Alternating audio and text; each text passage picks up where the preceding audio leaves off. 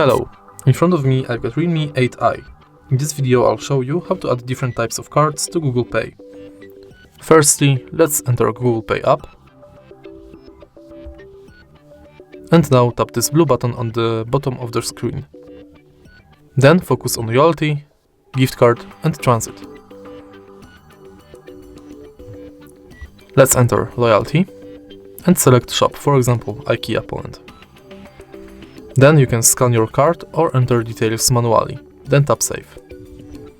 Now let's select Gift Card, which is similar to Loyalty. Select Shop, enter card number, PIN, balance and your notes, then tap Save. And the last thing is public transport.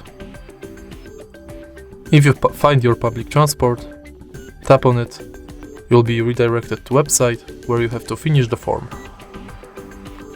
If you find this video helpful, please leave like, comment and subscribe.